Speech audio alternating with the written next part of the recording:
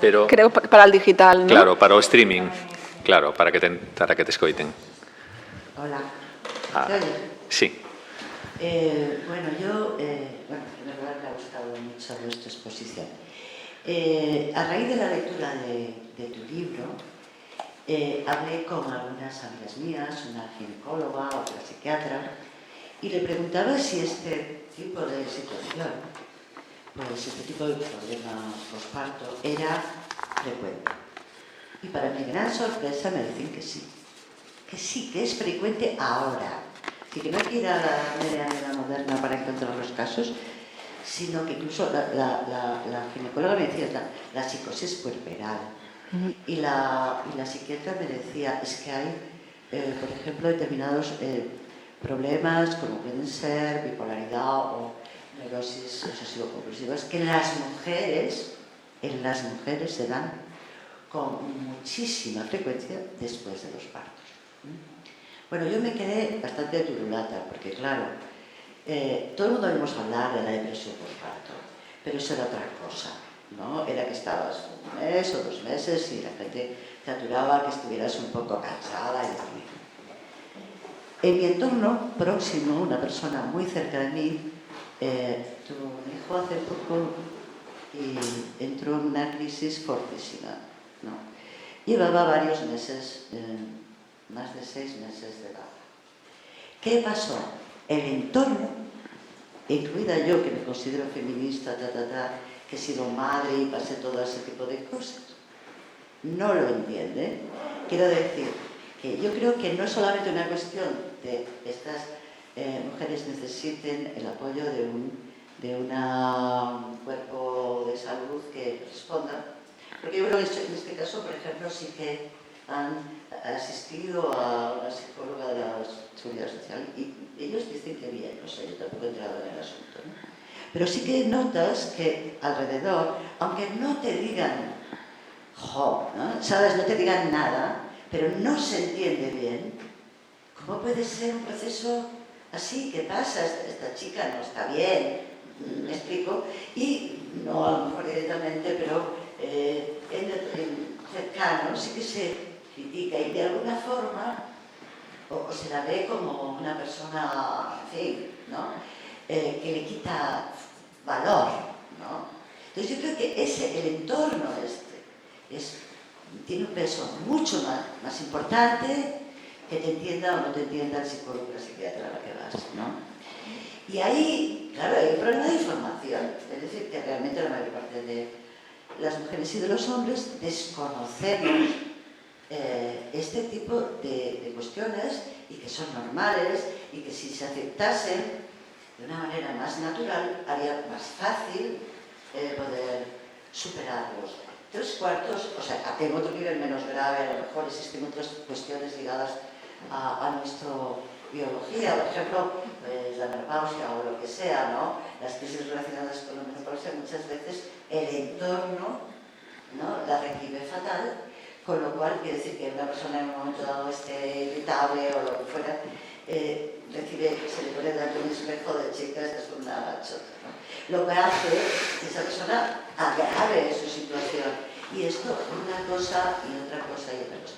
A mí me ha venido bárbaro, tu libro, porque mejoré notablemente mi posición mental respecto a esta persona cercana a mí, ¿sabes? O sea, de repente como que entendí más cosas, ¿no? Pero imagínate la cantidad de gente que además no está en este mismo tipo de discurso de feminismo o lo que sea, que no sabe y que interpreta de manera errónea todo esto, ¿no? No sé, yo creo que es muy importante que haya una labor social en este trabajo que me parece importante. Muchas gracias. Pues mira, justo lo que dices del entorno, que es algo que no hemos hablado, a mí, hablando, ¿no?, de literatura, salud mental, creación, yo en el libro cuento mi historia, además con el padre de mis hijos, que nos separamos, y yo creo que tuvo mucho que ver, y es algo que mucha gente que me escribe o en las ferias me viene a hablar, y también de separaciones y tal. Yo creo que tuvo mucho que ver pues este episodio de ansiedad y mi parte de no sentirme comprendida, de tal, ¿no? Y entonces cuando al final decido ponerme como personaje, eso tiene una consecuencia, que es que mi entorno se convierte en personaje también, ¿no? Y yo he tenido como una parte y eso también es el poder de la creación y de la literatura y del arte, yo he tenido una parte de reconciliarme un poco con mi entorno al convertirlos en personaje, ¿no? Por ejemplo, con el padre de mi hijo, porque me di cuenta, o sea, yo no estaba preparado para, a pesar de que pasa tanto y que yo tenía además todos los factores, ¿no? Todos los clics de factores de riesgo los tenía todos. Y no estaba preparado para eso, porque tampoco nadie me había preparado. Pues imagínate mi entorno, ¿no? Imagínate pues el padre de mis hijos, pues, ¿no? Pues un hombre con la formación que tenía, con sus sesgos, etcétera, ¿no? Y al convertirlo en personaje, al darle voz, en algún diálogo, al contestarme, al hablarle yo, pues eso me ha permitido entender que mi entorno no estaba en absoluto preparado para lo que me sucedió, ¿no? Y que yo puedo juzgarme, aislarme, soy una incomprendida, ¿no? Un poco como el genio romántico loco, soy una incomprendida, nadie me comprende, pero en el fondo hay todo un peso social también en ese entorno. Y creo que eso, y yo cuando estaba en política muchas veces se lo decía a las personas que ostentaban cargos de responsabilidad en ministerios, puedes hacer 1000 campañas públicas de la sanidad pública, el ministerio competente en salud mental, el no sé qué, pero los imaginarios que crea la cultura son potentísimos para eso, ¿no? Y cuando vayamos viendo que cada vez se ve más en novelas, en libros, en series, a familias, a mujeres, a entornos en esta situación, seremos más capaces de entender estas situaciones, de estar preparados, ¿no? O sea, que se hagan todas las campañas, no voy a decir que no, pero creemos también una diversidad cultural capaz de recoger todo este tipo de experiencias que antes se silenciaban, y aquí volvemos al tema de la voz y el silencio. Y otra cosa que quería añadir es que también en esta búsqueda, a veces que tenemos de explicaciones fáciles a todo, yo, por ejemplo, mi entorno todo lo achacaba a las hormonas, ¿no? Pues esto es hormonal, esto que te pasa es hormonal. Que yo no digo que no tengan nada que ver las hormonas, segurísimo que tuvieron mucho que ver, ¿no? Pero a mí había un punto en que todo no me lo explicaban las hormonas y, de hecho, cuando se supone que, según todos los artículos estos del clickbait que encuentras, las hormonas ya bajan, yo seguía que no, ¿no? Y aquí también, pues, esa búsqueda, ¿no?, que decía de la literalidad, ¿no?, y de entender la locura o el malestar solo de una manera, ¿no?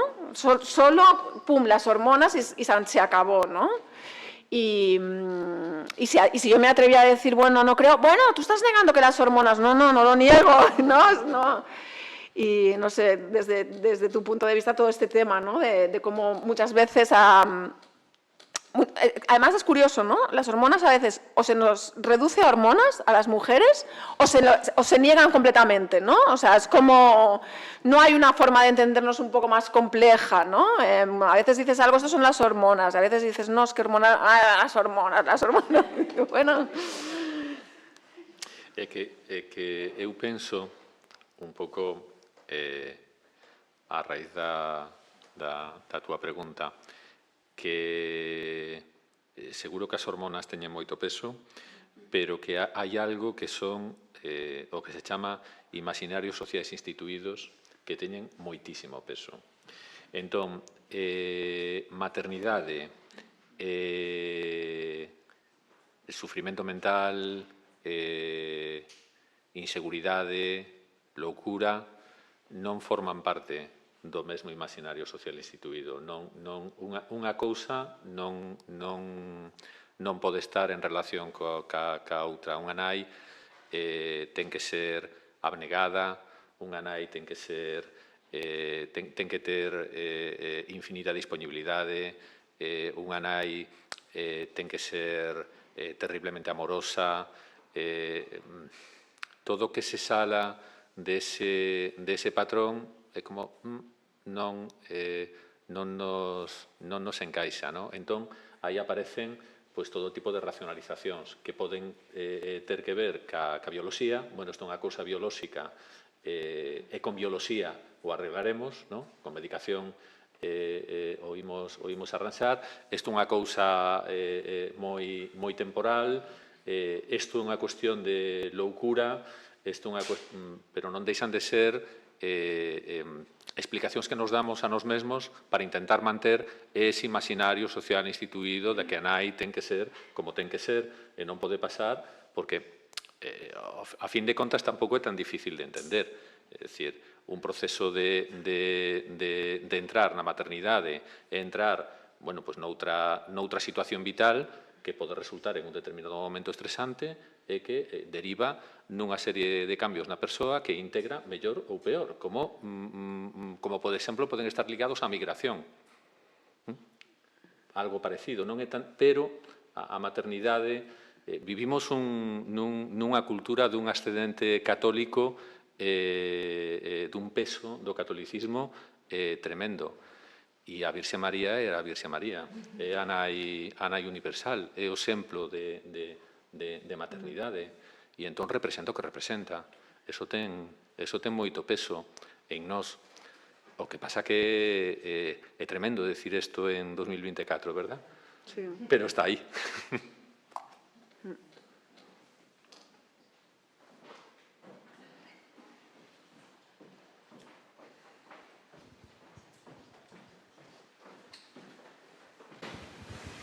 Sí, mira, en relación...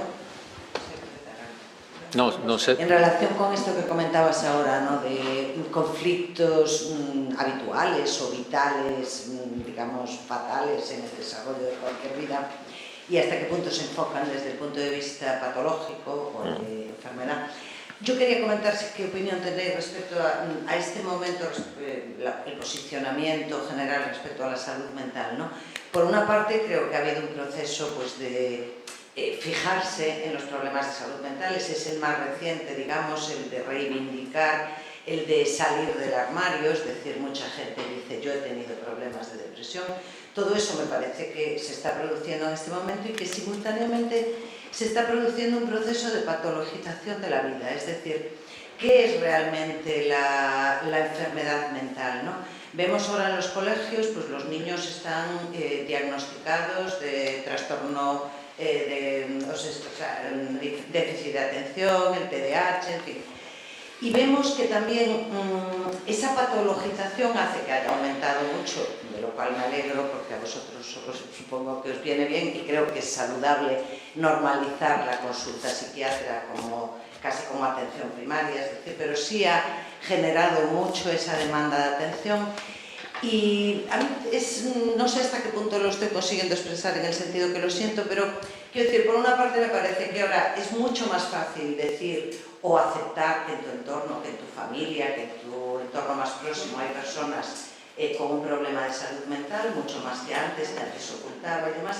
Y por otra parte, a la vez, que es mucho más fácil presentarlo, hay como un énfasis o como una intensificación de los abordajes que se hacen respecto a conflictos que son vitales, como tú antes citabas la migración, pero bueno, cualquier tipo de conflicto vital que hace que todos tengamos épocas de bienestar psicológico y épocas de malestar psicológico. ¿De qué manera patologizar esos periodos de malestar psicológico o de conflicto personal en el desarrollo, de insatisfacción con tu propia conducta, de no estar a la altura de tus propios compromisos vitales, en fin? Y todo esto, el hecho de patologizarlo, por una parte, tranquiliza, es decir, ayuda a procesar bien esos conflictos que a lo largo de la vida todos tenemos que afrontar. Todos esos conflictos son problemas que cuestionan la salud mental, es decir, el abordar, el no evitar, el hacer frente a todo ese tipo de conflictos, tanto desde el punto de vista de la mujer, que son más peculiares por lo ocultos que han estado el origen de esos conflictos muchas veces, pero en general ayuda en algo el que eso lo empecemos a tratar como problemas de salud mental. No sé si me explico. Sí, perfectamente. Bueno, mi opinión como no profesional, pero como yo creo que hay un proceso de patologización, efectivamente, de todos los malestares, que pienso que tiene mucho que ver con esa obsesión. Hablábamos antes de los libros de autoayuda, del pensamiento positivo, ¿no? A mí me gustaba mucho esta autora que murió recientemente, Barbara Ehrenreich, que lo debo pronunciar fatal, ¿no? Que tiene un libro que se llama Sonríe o muere, ¿no? Que parece que, pues eso, ¿no? Que es como... Y a mí una de las cosas que en mi etapa en el Congreso, que coincidió con el boom de la preocupación por la salud mental, yo veía que todos los partidos políticos lo que proponían eran horas de psicólogo y psiquiatra. Y entonces yo entiendo la salud mental como algo más amplio, más allá de lo médico, ¿no?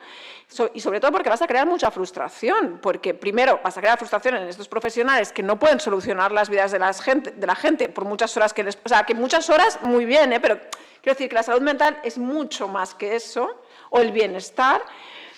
Y después porque le estás diciendo a la gente que todos sus problemas, todos sus malestares se curan en un psicólogo. Y hay cosas que, o sea, ya es muy inocente pensar en el concepto de curación, ¿no? A sentimientos, a malestares, a cosas que forman parte de la vida. Pero creo que todo forma parte de esta... creo, y tú me dirás si voy bien encaminado o no, creo que hay una parte de biologización de todo, ¿no? De medicalizarlo todo.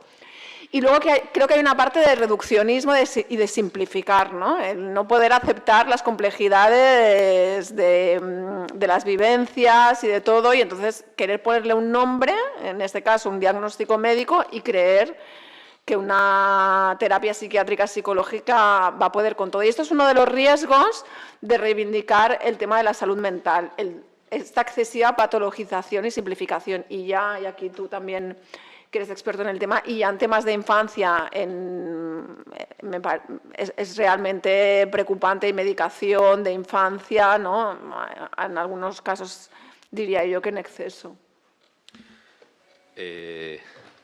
A ver si son rápido nesto. A finales dos 80, principios dos 90, houve un pensador estadounidense de orixe xaponés, Francis Fukuyama, que proclamou o fin da historia. Lembrades, Fukuyama o que viña dicindo era que caíra o bloque soviético e que, a partir de entonces, as democracias liberais irían conquistando o mundo e esa idea de progreso seguiría avanzando e todos evolucionaríamos cara á felicidade e ao benestar. Subxacente a esa idea quedou a cuestión de que, como estamos nun mundo de progreso e estamos nun mundo que evoluciona hacia a felicidade e o benestar, cando un se sinte mal é unha cuestión privativa dun. Hai un pensador inglés que se suicidou novo, Mark Fisher, que fala moito desto, un home que sufriu unha depresión moi grande, falaba da privatización do malestar. O malestar é algo que lle corresponde a unha persoa e o propio sistema te va a proveer dunha serie de ferramentas para superar ese malestar, ese sufrimento. Esas ferramentas van a ser ou ben unha medicación ou ben algún tipo de psicoterapia de apoio que te vai condicionar para volver a sentirse ben. Claro, baixo ese paradigma vivimos. Hai un imperativo de felicidade, o mundo vai avanzando, a estas alturas xa nin Fukuyama é capaz de defender. Fukuyama xa di que non dixo o que dixo, senón que o entendemos mal. Claro, porque ese imperativo de felicidade é imposible de cumplir. Esos nenos e nenas que teñen que ser como imaginamos que tiñan que ser, no traballo con pais e con nais sempre lles digo que os nenos son diferentes do que eles pensaron que iban a ser, afortunadamente. Afortunadamente. Porque senón seríamos unha especie de réplicas de seres modelados, non? Entonces, eu creo que estamos neso. Por unha parte, hai como unha, o explicaches moi ben, unha visibilización do malestar na vida cotiá. Eso está ben, porque está ben que se fale dos malestares, está ben que se fale dos sufrimentos, pero hai como unha prisa excesiva e un solucionismo excesivo dese malestar. Hai malestares, bueno, e ti o explicabas moi ben, non? Bueno, tal vez haxa cousas que non teñan solución, ou que non teñan unha solución fácil, ou que non teñan unha solución agora.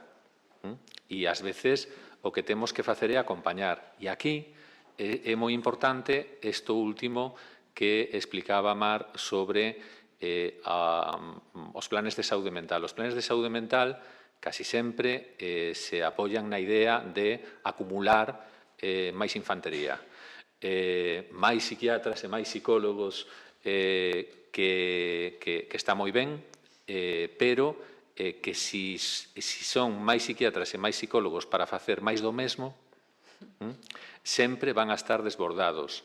Hai que volver a, que esta outra cuestión, a tremenda perda da vivencia do comunitario, toda a cuestión da soedade socialmente que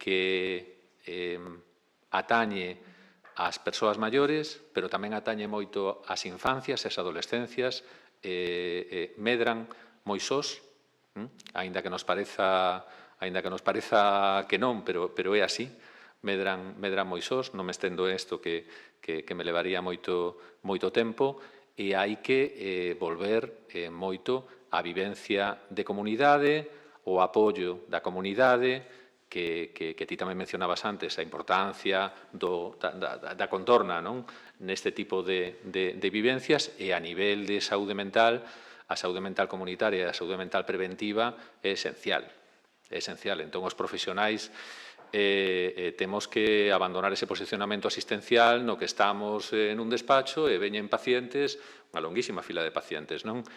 Para salir dos nosos despachos e ir a traballar a outros lugares, non?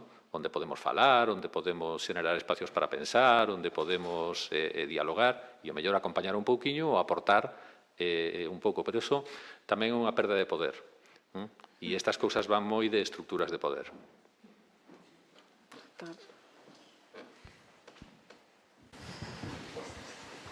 Hola, boa tarde.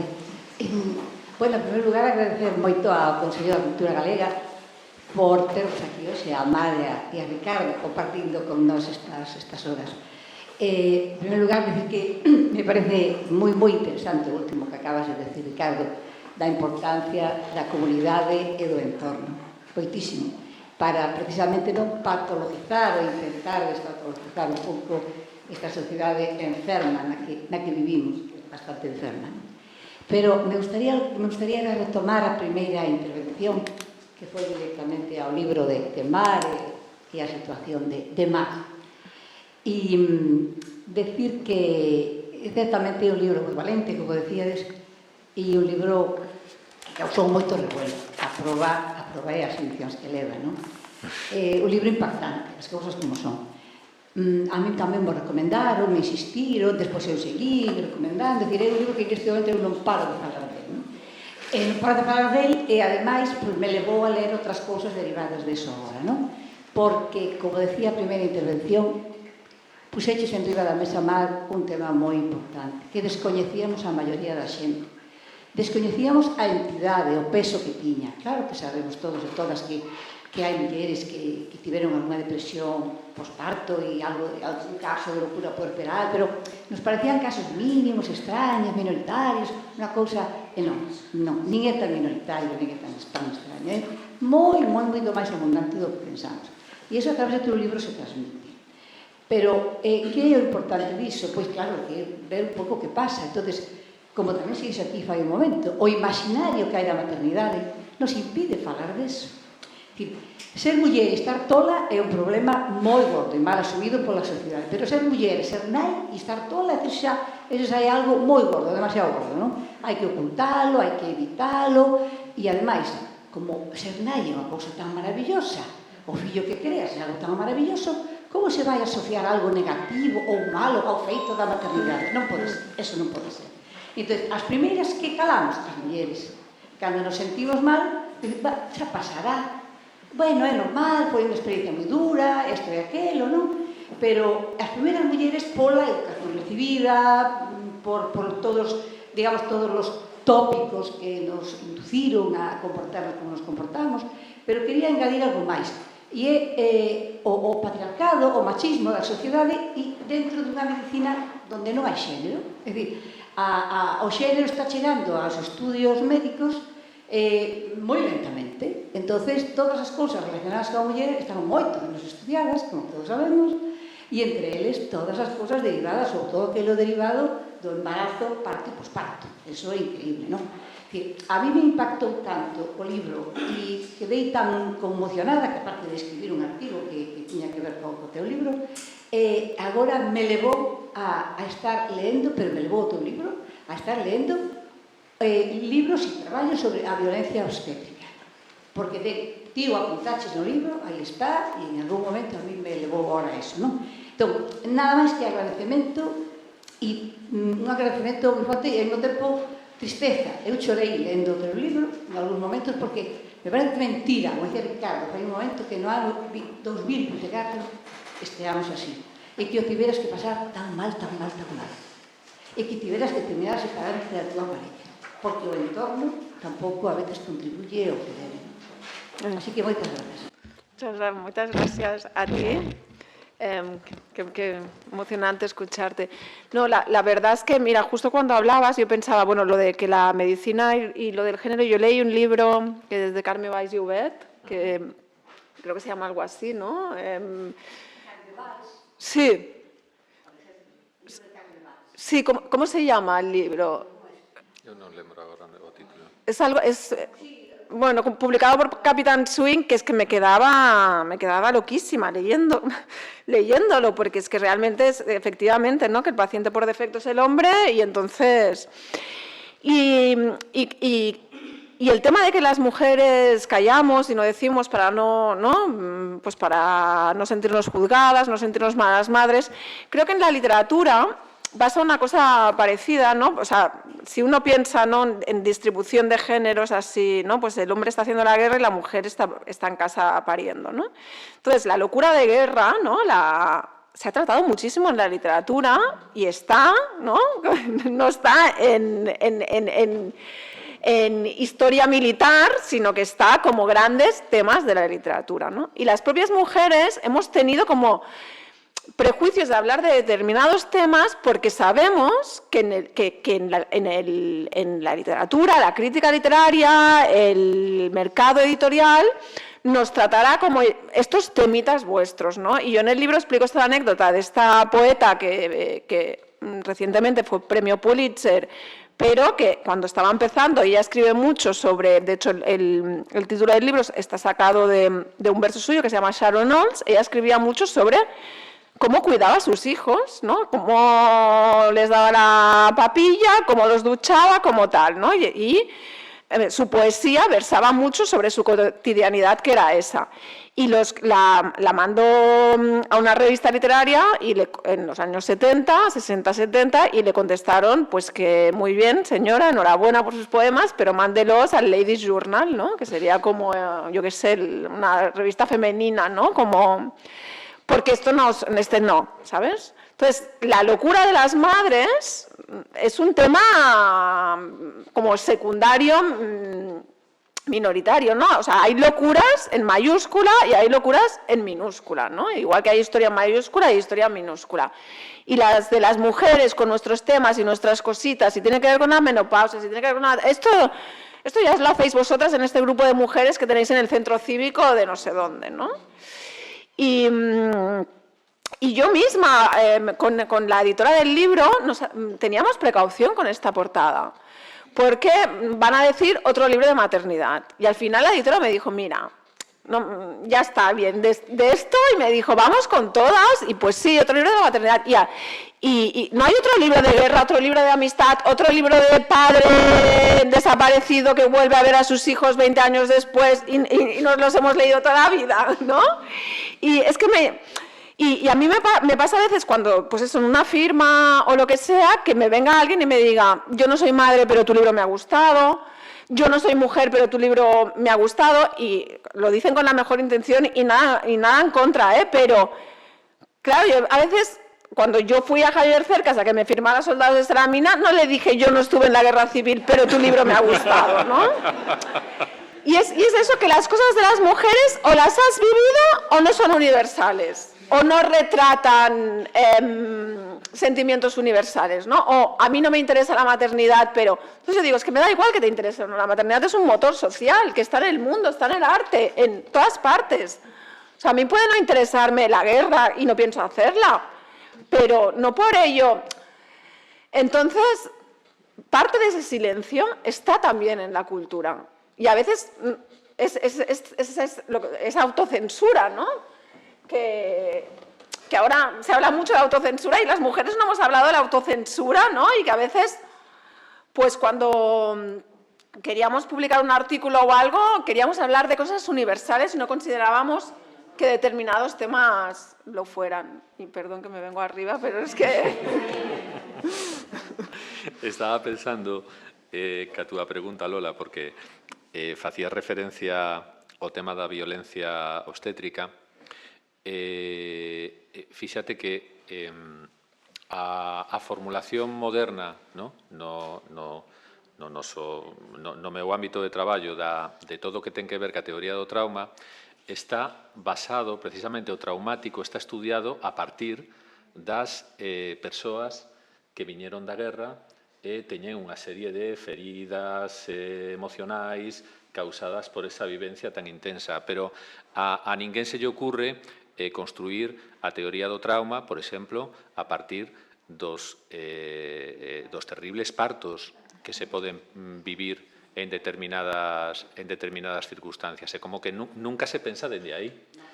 Si o parto é terriblemente terrible, bueno, a fin de cabo, a consecuencia estupenda, porque, como ti decías, ven un neno que é maravilloso e a maternidade estupenda e eso todo cura, todo vai sanar, ¿no? Entón, sí, esa mirada atravesa toda a cultura e, dende logo, as ciencias sí están atravesadas por esa mirada, totalmente.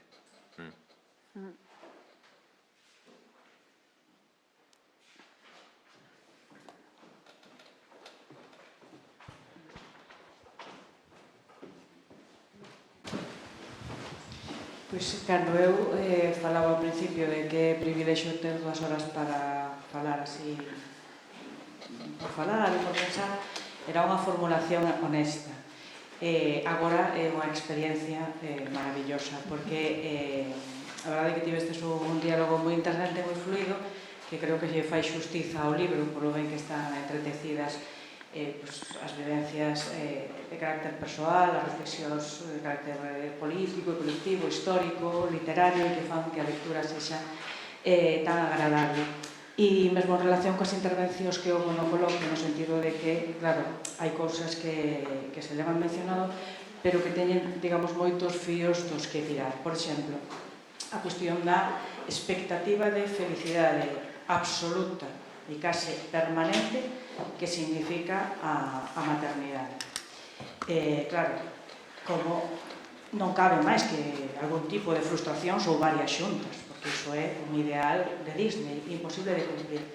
Os vínculos que iso ten con múltiples negocios e, por lo tanto, a rendibilidade puramente económica que iso significa. Por outro lado, na liña que, claro, ainda que sexa unha evidencia, ¿no?, pero que nos sitúa, que dicía Ricardo, 2024, e entón seguimos que aínda ten un peso ese discurso, non, do indiscernible que é o feito de ser muller, co feito da maternidade e esa vivencia como ese estado virxinal todo aparellado. Quer dizer, é terrible, non? Polo que significa de todos os antecedentes que hai de formulacións teóricas, pois desde o segundo sexo de Simone de Beauvoir ou miles de referencias e cousas que se nos podan ocurrir. Realmente é unha cousa difícil de, ás veces, de racionalizar, non? Porque non sei, se nos paramos a pensar de como pensaríamos que hai algún tempo que ia ser isto, ia ser o futuro de 2024, é un panorama desolador, non? Eu creo. Despois, por outro lado, claro, intentando facer un exercicio de radicalidade, algo que está tan denostado, pero que eu reivindico esa etimoloxía de ir á raíz, polo que saía tamén no coloquio, de, por un lado, ese contraste entre a visibilidade, o medo que tú tamén apelabas, non, a las modas e as tendencias, non só pola saúde mental, sino polo feminismo, claro, de non reparar, e me pareceu moi a caída tamén a cita, a mención que fixeches, Ricardo, o tema de Fukuyama, claro, de que estamos casi todo o tempo da impresión de fuxindo das condicións materiais de vida. E ás veces non é só porque podamos falar de situacións de moita maior vulnerabilidade e fragilidade vinculados efectivamente a cuestións de carácter socioeconómico ou de raza, etc., senón que mesmo noutros estatus iso sigue estando presente, porque significa tamén o tipo de vida que temos agora, coa a sensación case permanente que temos de cansancio, e que, lóxicamente, nunha maternidade primeiriza e recente se agrava, e con moitas cousas que sí, que casi todos os días vemos titulares, pero que iso non se traduce en medidas concretas, ou xa non digamos, ou non sei moi ben como cualificarlo para ser tamén políticamente correcta, da conciliación. Realmente a conciliación é unha quimera, porque que pasa cos tempos de traballo, con que realmente se reduzan as xornadas, con os horarios máis racionais e compatibles coas vidas a todos os niveis. Iso son cousas que van quedando absolutamente sepultadas, claro, en aras de máis medicación, máis medios, máis recursos, ao final, máis cifras, máis cifras, máis cifras. Entón, queda para moito e é moi interesante. E eu, finalmente, queríache formular unha pregunta, se queres contestar, porque é persoal no sentido de, claro, cando estaba lendo o libro que fun dosificando, porque, efectivamente, desde un punto de vista literario, é unha lectura magnífica e moi agradable, pero todas as cousas que vas sacando, tanto desde o punto de vista individual, persoal como colectivo, te van sumindo ás veces nese propio pozo. E non sei se tanto feito de escribirlo, porque o que falabas antes dese punto tamén de terapia, que ten o propio exercicio da escrita, pero si a cuestión de publicalo, de facelo público, e ainda por riba, afortunadamente, desde o meu punto de vista, de que tenha tanto éxito e vaya pola sexta edición, si, en algún momento, te tes arrepentido do feito de telo publicado. Ou, digamos, nesa balanza, che compensou o feito de facelo público. Pues muchas gracias. La verdad es que creo que en tu intervención ya has dado con la respuesta, ¿no? Porque, o sea, a mí, el proceso de escritura, aunque yo es el primer libro que escribo, que esto, bueno, podríamos hablar también, ¿no?, de la tiranía de la edad y todo eso, ¿no? Porque yo mi primer libro lo he publicado con 45 años, siendo una persona que ha estado siempre en el mundo editorial y veía pues, que la gente iba publicando, yo ya me sentía vieja para publicar, pero realmente no encontré el momento, no encontré qué decir, no sé qué, y al final lo publiqué con 45 años. Luego me di cuenta que hice bien en esperar todo ese tiempo, ¿no? Pero también tiene que ver con el... entonces yo disfruté el proceso de escritura, fue algo como que necesitaba, que disfruté. El proceso de publicación al principio fue para mí me resultó muy duro, no tanto por todo lo que yo pueda contar de mí misma en el libro, sino por el tema del éxito, ¿no? Y cómo el concepto de éxito, de ventas, incluso en un libro literario, en un mercado... ¿no? El mercado editorial o la industria editorial tiene esa parte más comercial de superventas y luego está la parte más literaria, más de calidad, pero incluso en esa parte, ¿no?, ya se ha inundado por si tienes éxito o no tienes éxito, cuántas ediciones, cuánto tal, ¿no? Y yo como persona que he trabajado mucho en el mundo editorial sé que muchas veces el mercado es caprichoso, sé que hay grandes libros que pasan desapercibidos, sé que hay otros libros que a mí no me parecen tan grandes que no lo han pasado. Y sabiendo todo eso, no pude abstraerme a eso, ¿no? Entonces, si yo conociendo muy bien ¿no? cómo está todo construido y siendo muy consciente de que el éxito editorial es algo muy relativo y que muchas veces no tiene que ver con la calidad del libro, lo viví muy mal.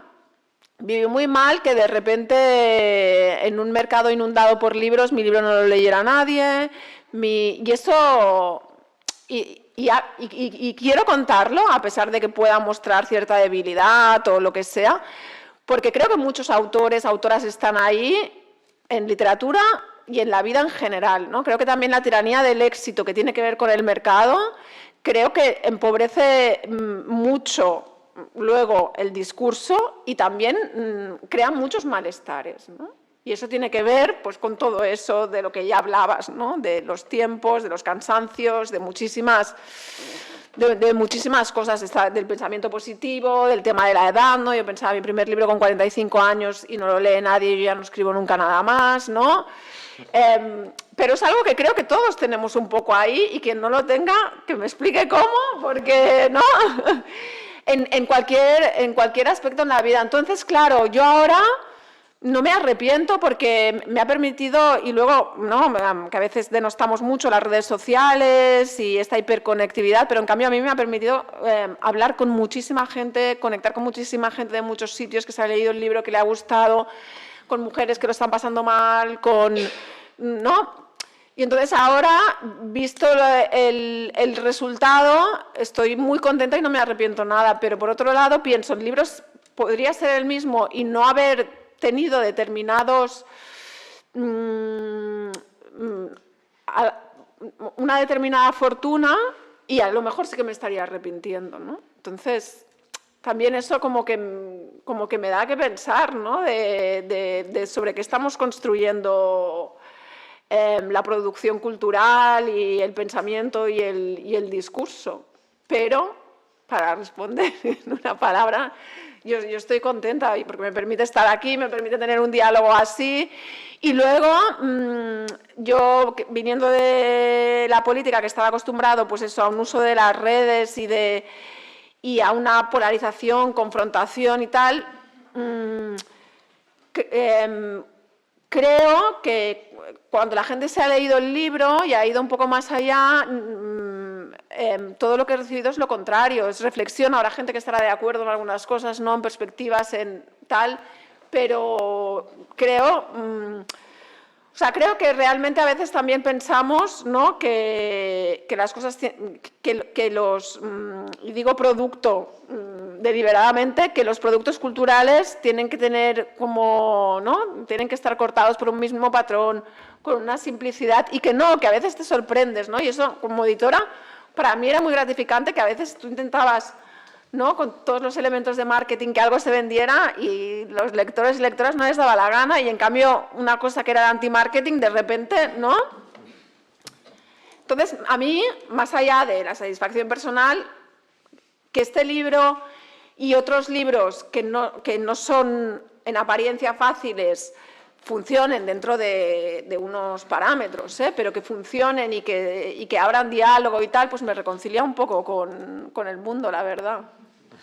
O sea, que estoy contenta, pero sí que es verdad que yo creo que otra cosa que tenemos pendiente como sociedad es repensar el concepto de éxito y qué es el éxito.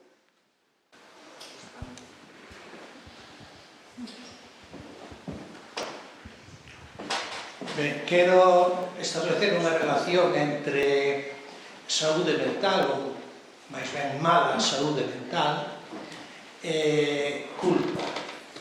Non falo do sentimento persoal de culpa, senón a culpa dentro do punto de vista social, é dicir, quen ten a culpa. Recordo, non sei, as persoas que estamos aquí máis maiores recordaremos todos, aquel período, creo que se chamaban yuppies, que eran uns profesionais agresivos, exitosos, que remataron moi mal. E daquela, a culpa foi cando empezamos a usar a palabra estrés, me parece, non? É dicir, que se puxo de moda porque padecían de estrés. Pero daquela a culpa dese problema levaron as condicións de traballo. Todo o mundo acabamos aceptando que os profesionais non tiñan a culpa desa situación, senón que a culpa era da situación, das condicións de traballo nas que se movían. Pero logo chegou o señor Goleman con a inteligencia emocional. As empresas empezaron a traballar ese campo de tal maneira que cando alguén caía e sufría de estrés, entón o problema xa non era das condicións de traballo, senón de que esa persoa non ten a inteligencia emocional suficientemente desenvolvida. De tal maneira que a culpa pasou a ser personal, pasou a recaer sobre a persoa enferma, non? Non sei que vos parece este tema. Sí, absolutamente. Ten que ver co que falábamos antes da privatización do malestar. Toda esta cuestión da psicología positiva, a xestión emocional. Fixadevos que xestión é unha palabra que ten unha connotación claramente empresarial, non? Xestionar as emocións positivas e emocións negativas, ten que ver con todo isto que non deixa de ser un produto de mercado máis, no mesmo sentido que falaba antes Mar, non? É unha especie de solucionismo máxico que sempre recae sobre a persoa, non? E non se fala, como mencionas, e como mencionaba antes tamén Celia, das condicións materiais da vida, non? É dicir, cales son as miñas condicións, cal é a miña contorna, cal é a miña situación laboral, cal é a exigencia a que estou sometido. Houbera un caso icónico que fora un montón de suicidios, si lembrades, en France Telecom, durante unha temporada.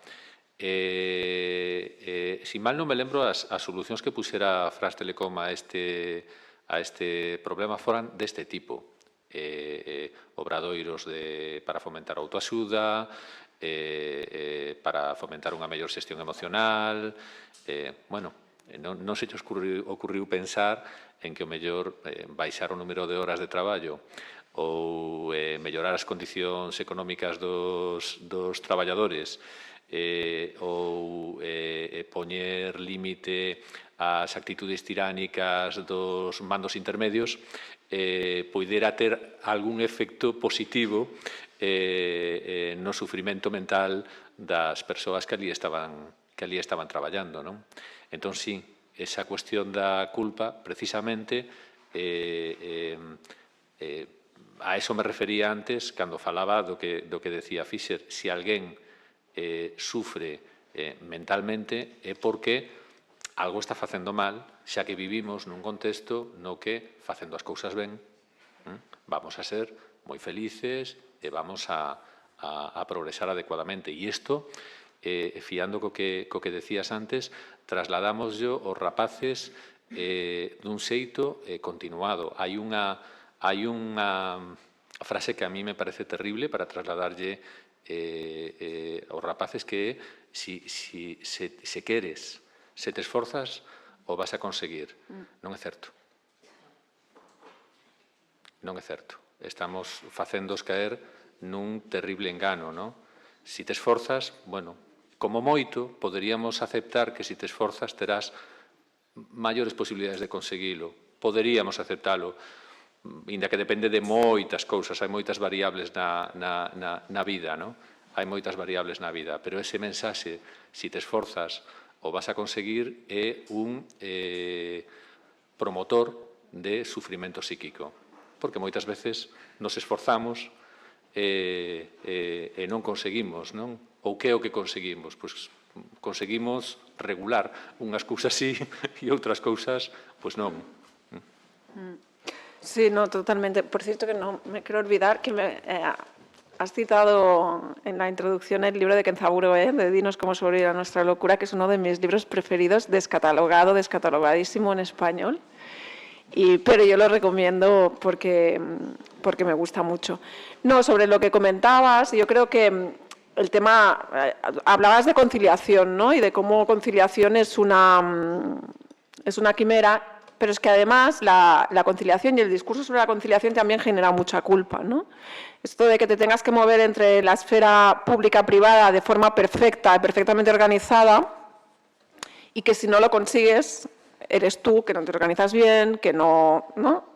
Esto ahí la autora esta francesa Mona Chollet en el libro de Brujas lo explica muy bien, ¿no? Que nos ponen a las mujeres estos modelos de mujer, ¿no? Que son exitosas, emprendedoras, empresarias y a la vez madres de 5 hijos que van además sin un pelo así, ¿no? Y entonces cuando tú te ves el desastre que tienes montado por todas partes, pues está la culpa, ¿no? Y sobre Mark Fisher, ¿no? Que esto que hacen las empresas, ¿no? Bueno, no, o sea, las condiciones laborales son las que son y ya están asumidas, lo que tú tienes que hacer es navegar bien entre ellas, ¿no? Es lo del realismo capitalista, ¿no? Que la acuñó, ¿no? Que es, no podemos imaginar, ¿no? Otra realidad posible. Y aquí yo creo que es donde debemos reivindicar, ¿no? La cultura como espacio donde imaginar otros mundos posibles más allá ¿no? de esto, ¿no? Que nos venden como que esto es así y no hay otra opción, y si tú no sabes navegar bien en estas condiciones, la culpa es tuya.